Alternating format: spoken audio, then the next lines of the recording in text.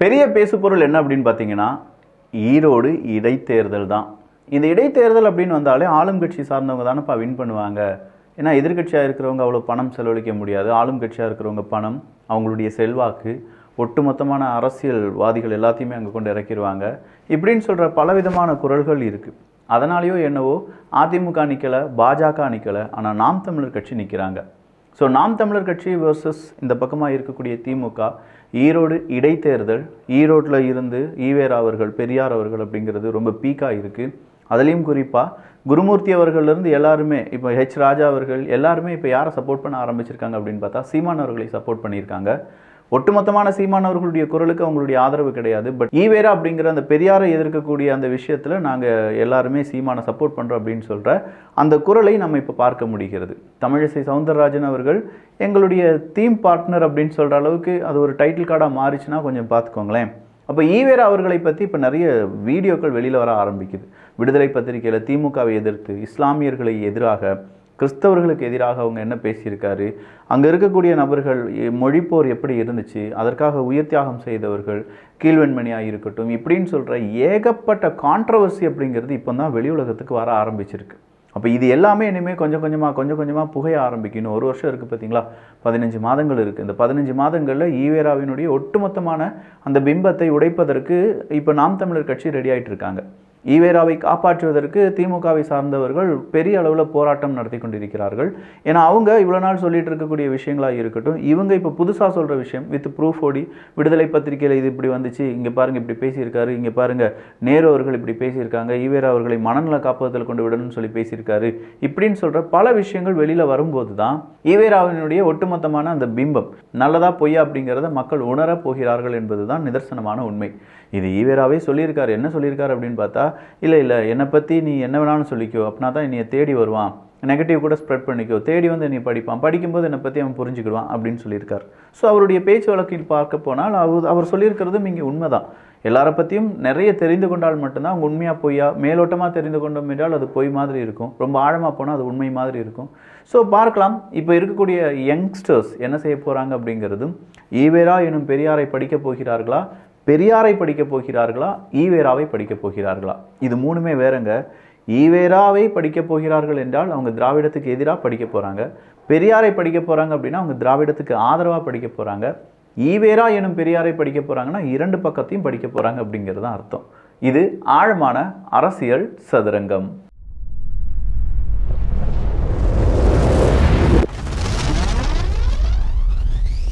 ஏங்க, பொங்கல் அப்படின்னு சொல்லும்போதே நமக்கு தமிழர்களுடைய அந்த ஒரு பண்பாடு, அவங்களுடைய ஒட்டுமொத்தமான ஒரு விழா, இனிய தமிழர் திருநாள் வாழ்த்துக்கள் அப்படிங்கிறத நீங்கள் பார்த்துருப்பீங்க. ஒட்டுமொத்தமாக தமிழர்களுடைய ஒரு பாரம்பரியமான ஒரு நிகழ்வு தான் பொங்கல் திருநாள் அப்படிங்கிறது. ஆனால் இந்த பொங்கல் திருநாளில் தமிழர்களுடைய பாரம்பரிய உடை வேஷ்டி சட்டை அப்படிங்கிறத போட்டுட்டு துணை முதலமைச்சர் வந்தாரான்னு பார்த்தா கிடையாது. இந்த பொங்கல் கொண்டாடும் போது அங்கே பைபிளுக்கு என்ன வேலை அப்படிங்கிறது கேட்டால் அதுக்கு பதில் கிடையாது. எந்த ஒரு மத சம்பந்தப்பட்டதும் பொங்கல் அப்படிங்கிறது கிடையாது. தயவு செஞ்சு புரிஞ்சுக்கோங்க. ஏதோ இந்த திமுகவினுடைய ஃபோட்டோஷூட் அப்படிங்கிறது இங்கே நிறைய பேர் விமர்சனம் பண்ணுறாங்க. அதில் நானும் உடன்படுகிறேன். இது என்னுடைய தனிப்பட்ட கருத்து. ஏன்னா பொங்கல் அப்படின்னு சொல்லும்போது அது தமிழர்களுக்கானது. அங்கே மத அடையாளமோ அங்கே வேறு ஏதாவது ஒரு அடையாளமே தேவையில்லை. நீங்கள் என்ன சொல்கிறீங்கன்னா சமத்துவ பொங்கல் அப்படிங்கிறத காண்பிப்பதற்காக ஒரு பக்கம் வாங்க இஸ்லாமியர்கள் வேடம் போட்ட யாராவது வாங்க, இந்த பக்கம் வாங்க கிறிஸ்தவர்கள் வேடம் போட்டது வாங்க, ஒன்று வேடம் போட்டவங்க அப்படி இல்லைனா உண்மையாக இருக்கிறவங்க, இன்னொன்று இந்துக்கள் அப்படின்னு சொல்லக்கூடிய நபர்கள். ஆனால் அவங்க தலையெடுத்து பார்த்தோம்னா இந்துக்களுக்கான அந்த பூ வைக்கிறது, பொட்டு வைக்கிறது, இது எதுவுமே இல்லாத, இந்துக்களினுடைய அடையாளமே இல்லாத ஒரு நபரை கூப்பிட்டுட்டு வந்து அவங்க ஒரு மதத்தை சார்ந்தவர் அப்படின்னு சொல்லி நீங்கள் நம்புங்க. இந்த 2 பேருக்கும் அடையாளம் இருக்கும். இந்த கிறிஸ்தவ பெண்ணுக்காக இருக்கட்டும், இல்லாட்டி இஸ்லாம் பெண்ணுக்காக இருக்கட்டும், அவங்களுடைய மத அடையாளம் இருக்கும். ஆனால் ஹிந்து பெண்ணுக்கு மட்டும் மத அடையாளம் இருக்காது. அதை நீங்கள் தெளிவாக கவனிச்சிங்கன்னா புரியும். இதிலிருந்தே அவங்களுக்கு தெரியுது அவங்க ஒட்டுமொத்தமான இந்த 2 மதத்துக்கு கொடுக்கக்கூடிய முக்கியத்துவத்தை இந்த மதத்துக்கு கொடுக்க மாட்டுக்காங்க. இது எப்படி சமத்துவ பொங்கலாக மாறும் அப்படிங்கிற ஒரு கேள்வி இருக்கலாம். அதே நேரத்தில் பொங்கல் வைக்கும்போது யாருப்பா ஷூ போட்டுட்டுலாம் பொங்கல் வைப்பாங்க அப்படிங்கிற ஒரு கேள்வி இருக்குது. உதயநிதி ஸ்டாலின் அவர்களாக இருக்கட்டும், எல்லாருமே அங்கே ஷூ போட்டுட்டு இருக்கிறது அப்படிங்கிறதுலாம் கொஞ்சம் நெருடலாக இருக்குது. ஏன்னா தமிழராகிய நாம் அந்த பொங்கலை பார்க்கும்போது இதெல்லாம் பொங்கலா, இது பொங்கலுக்கான மதிப்பே கெடுக்கிறாங்களே இவங்க எல்லாரும் சேர்ந்து. இது ஒரு ஃபோட்டோஷூட்டுக்காக மட்டுமே, பேசாமல் அதுக்கு ஒரு ஃபோட்டோஷூட்டே நடத்திட்டு போயிடலாமே, நாங்கள் பொங்கல் வைத்தோம் அப்படின்னு சொல்கிறதும், அதுக்கு முன்னாடி நின்று போஸ் கொடுக்கறதும், அங்கே அடுப்பில் நெருப்பு கிடையாது, அந்த பானைக்குள்ளே பொங்கல் கிடையாது, இது எதுவுமே இல்லாத ஒரு பொங்கல் ஃபோட்டோஷூட் அப்படின்னு சொல்கிறது மக்களை ஏமாற்றுவதற்கு தானே. இதில் மக்கள் என்ன புரிந்து கொண்டீர்கள்? நான் மக்களிடம் கேட்கிறேன். அரசியல்வாதிகளை விட்டுருங்க, அவங்களுக்கு தேவை ஒரு ஃபோட்டோஷூட். அவங்க டீ கடைக்கு போனாலும் ஒரு ஃபோட்டோஷூட் தான், நடக்க போனாலும் ஒரு ஃபோட்டோஷூட் தான், சலூனுக்கு போனாலும் ஒரு ஃபோட்டோஷூட் தான், யூடியூப்பில் யார் கூட உட்காந்தாலும் அது ஒரு ஃபோட்டோஷூட் தான். அவங்களுக்கு தேவை அவங்க ப்ராப்ளமாக இருக்கிறது. ஆனால் நான் மக்களிடம் கேட்கிறேன், இப்படி ஒரு பொங்கல் சரியா தவறா? இந்த மாதிரியான பொங்கல் ஓகே, வாங்க எல்லாருமே கொண்டாடுங்க. அது எந்த மதம், ஜாதி, இது எதுவுமே வேணாம். நம்ம தமிழர்கள் அப்படின்னு சொல்லி அந்த பொங்கலை கொண்டாடுவோம். இந்த பொங்கலை கொண்டாடின வீடுகளில் எத்தனை வீடுகளில் கோலம் போட்டு பொங்கலை கொண்டாடி இருப்பாங்க நீங்கள் நினைக்கிறீங்க? இதில் நான் மதத்தை இழுத்துட்டேன்னா நான் ஒரு மதவெறியனாக மாறிடுவேன். ஸோ இங்கே மதத்தையே நான் இழுக்கலை, அவங்க இழுத்த மாதிரி. அந்த திமுக இல்லாட்டி வேறு ஏதாவது ஃபோட்டோஷூட் நடத்தியிருந்தாங்க, அப்படி அதுக்கு நான் வரவே இல்லை. என்னுடைய கேள்வி என்னென்னா, பாரம்பரிய முறைப்படி பொங்கலை நம்ம எத்தனை பேர் கொண்டாடணும்? அட்லீஸ்ட் ஒரு பொங்கல் வைத்து சூரியனுக்கு ஒரு நன்றி சொல்லி, சூரியனை ஒரு கடவுளாக மதித்து, அதுதான் மெயின். இங்கே சூரியனை ஒரு கடவுளாக மதித்து, இயற்கை ஒரு கடவுளாக மதித்து, ஆடு மாடுகளுக்கான ஒரு பொங்கலாக நம்ம எவ்வளோ விஷயங்கள் இதில் செய்கிறோம். இதெல்லாம் எல்லாரும் செஞ்சுருவாங்களா? ஒரே கடவுள் அப்படிங்கிற ஒரு கான்செப்டில் இருக்கிறவங்க சூரியனை ஒரு கடவுள் அப்படின்னு சொல்லி அக்செப்ட் பண்ணுவாங்களா? அவங்க அதுக்கு பொங்கல் வைப்பாங்களா? அப்படிங்கிற ஒரு கேள்வியுடன் நிறைய பேர் வந்து கேட்குறாங்க.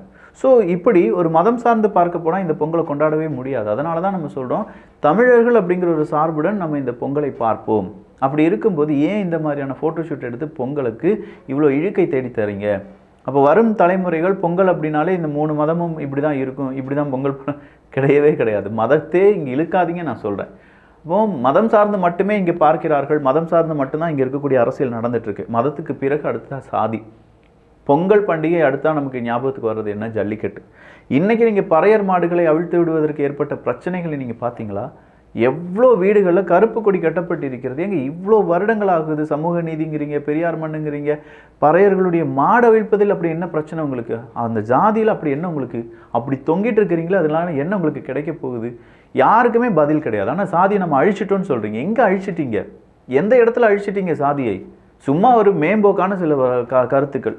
நாளைக்கு 2026 வந்துடும், இன்னும் ஒரு 12 மாதங்கள் வந்துடும்னு வச்சுக்கோங்களேன். வேட்பாளரை நிப்பாட்டுவீங்க. சாதி பார்த்து தானே வேட்பாளர் நிப்பாட்டுறீங்க எல்லா கட்சிகளும். சாதி பார்த்தானே இப்படி வேட்பாளர் நிப்பாட்டி என்னையா உங்களுக்குலாம் தகுதி இருக்குது அப்படின்னு சொல்லி 4 பேர் கேட்கலாம்ல. ஏன் திமுகவை சார்ந்தவங்களே நம்ம சமூக நீதினு பேசுகிறோமே, சாதி பார்த்து வேட்பாளர்களை நாங்கள் நிறுத்த மாட்டோம் அப்படின்னு சொல்கிறவங்க கொஞ்சம் கை தூக்குங்க பார்க்கும். இல்லை இந்த திமுகவினுடைய ஹைனாக்கள்கிட்ட கேட்குறேன், நேரடியாகவே கேட்க போனேன். திமுகவுக்கு ரொம்ப பெரிய வேலைகள் செய்யக்கூடிய யூடியூபர்ஸ் இருக்காங்க, மீடியா பர்சன்ஸ் இருக்காங்க.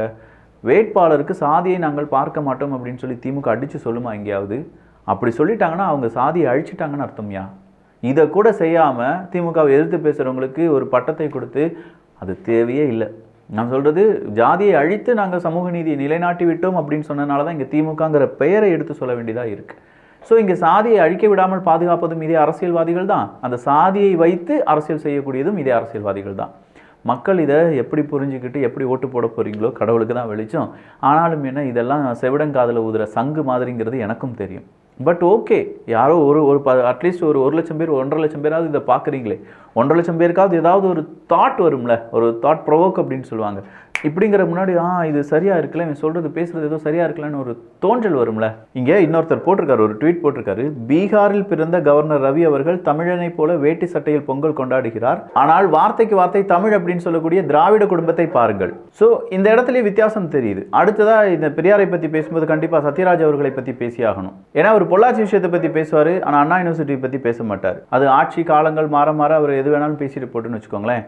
அவருடைய மகனுக்கு அவர் ஒரு முறைப்படி திருமணம் செய்வார், ஆனால் அடுத்தவங்க மகளுக்கு அந்த முறைப்படி வேண்டாம், பெரியார் வழியில் திருமணம் செய்ய வேண்டும் அப்படின்னு சொல்லுவார். இந்த மாதிரியான இரட்டை வேடம் போடக்கூடிய நபர்களை என்ன சொல்லலாம்? இதுவும் உங்களிடமே நான் கேட்டுக்கொள்கிறேன். அவங்க பாசிசம்னா நீங்க என்ன பாயாசமா அப்படின்னு சொல்லி கேட்டார் பார்த்தீங்களா தமிழக வெற்றி கழகத்தினுடைய தலைவர் விஜய் அவர்கள். இன்னைக்கு ஒரு செய்தி நிறைய ஊடகத்தில் இப்படியே தான் வந்திருந்துச்சு. இது ஜனநாயக ஆட்சியா இல்லை மன்னர் ஆட்சியா? வயதான பாட்டியை கையெடுத்து கெஞ்ச வைப்பது தமிழ்நாட்டில் எந்த காலத்திலும் நடக்காத கொடுமை. இந்த பாசிசம் தான் திமுகவினுடைய உண்மை முகம்.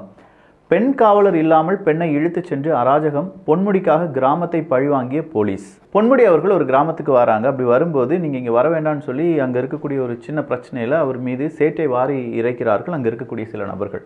1 மாதம் ஓடுது. 1 மாதத்துக்கு பிறகு அங்கே இருக்கக்கூடிய நபர்களை அரெஸ்ட் பண்ணுறதுக்காக காவல்துறை வருகிறார்கள் அப்படிங்கிறத இன்னைக்கு பல ஊடகங்கள் செய்தியாக வெளியிட்டிருந்தார்கள்.